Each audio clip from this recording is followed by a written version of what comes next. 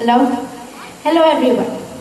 આજે હું એક નાની કવિતા રજૂ કરું છું. ભલે એના શબ્દો મારી મોમના હોય, પણ આજે હું એના વિચારો, એના શબ્દોને ભાષા આપી રહી છું. બા કહો, મમ્મી કહો કે ભલે કહો એને આજની મોડર્ન મમ.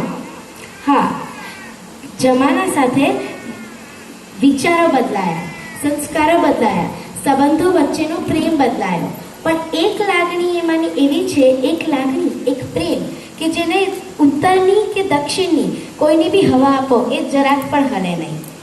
એ લાગણી છે માની, એટલે કે મમતાની. મારી કવિતાનું નામ છે માના હૃદયનું કેન્દ્રબિંદુ. બા કહો, મમ્મી કહો કે ભલે કહો એને આજની મોડર્ન મમ. કેન્દ્રબિંદુ દર માના હૃદયનું સંતાનનું ઉત્તમ જીવન. હા, આ વાત તો સાચી છે. મેં પણ જોયું છે, મારા મા બાપ જાગતી દરેક ક્ષણ એવું કંઈક ને કંઈક કરવાનો પ્રયાસ કરે છે કે જેનાથી મને સફળતા મળે, મને ઇન્સ્પિરેશન મળે મારી લાઈફમાં મારા ગોલ સેટ કરવાના. સતયુગ કળિયુગ કે ભલે આવે કોઈ નવા જ યુગની ટર્ન, માનવ જીવન દર યુગમાં લાવશે નવી સચ્ચાઈને ભ્રમ. બદલાશે બધું યુગે યુગે, પણ રહેશે એક જ વાત અણનમ કે કેન્દ્રબિંદુ દર માના હૃદયનું સંતાનનું ઉત્તમ જીવન. એ સાથે રહે કે દૂર રહે, પણ એનું ચિત્ત સદા બાળકને સંગ. આ વાત તો સાચી છે. ભલે ને આપણે દૂર હોઈએ કે નજીક હોઈએ, એકબીજાના ખ્યાલોમાં એકબીજાની જ વાત ચાલતી હોય છે. ના માને બાળકને ક્યારેય મોટું કરે કાળજીને જતન હરદમ. એ સાહિત્ય પહોંચેલા બાળકને શીખવાડે કે પેટ ભરાય ત્યાં સુધી જ જમ.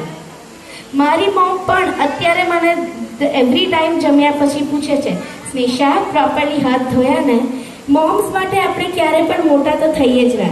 એમની માટે બી ઓલવેઝ ધ સ્વીટ લવિંગ ડાર્લિંગ. જે સાહિત્ય પહોંચેલા બાળને શીખવાડે કે પેટ ભરાય ત્યાં સુધી જ જમ, કારણ કે કેન્દ્રબિંદુ દર માના હૃદયનું સંતાનનું ઉત્તમ જીવન. દર્દની, પ્રેમની, ગુસ્સાની લાગણી કે હોય ભલે મનમાં કોઈ ગમ, એના ખોળામાં મસ્તક મૂકતા જ અચાનક સૌ લાગણીઓ થઈ જાય શરણમ. ભલે ને તમને દુઃખ અને ગુસ્સાએ ઘેરેલા હોય, તમને માતા પિતાનો સંગાત, એમના અમુક શબ્દો પ્રેમના મળે, તમે એટલા ખુશ થઈ જાઓ કે જાણે કશું થયું જ ના હોય. મળે નવી જ ઉર્જા અને જાદુઈ શક્તિ જીતવાની જાણે કોઈ જંગ, કેમ કે કેન્દ્રબિંદુ દર માના હૃદયનું સંતાનનું ઉત્તમ જીવન. દરેક બાળકનું દિલ ને ડેડીની હિંમત એ છે પરિવારનો સ્તંભ. આદર, સન્માન અને વાલથી સજાવીશું સૌ મળી એના જીવનના રંગ. દરકાર ને કદર એની સદા કરીશું લઈએ છે એ જ કસમ. હા, એ આપણી માટે આટલું બધું કરે છે, આપણે એક નાની વસ્તુ તો કરી જ શકીએ. એમને દરકાર અને કદરથી સદા જ એમને રિસ્પેક્ટ કરી શકીએ છીએ. દરકાર ને કદર એની સદા કરીશું લઈએ છે એ જ કસમ. ભલે કેન્દ્રબિંદુ દર માના હૃદયનું હોય સંતાનનું ઉત્તમ જીવન. ભલે કેન્દ્રબિંદુ દર માના હૃદયનું હોય સંતાનનું ઉત્તમ જીવન. અહીંયા પ્રેઝન્ટ બધી સુપર વુમનને happy mothers day and thank you.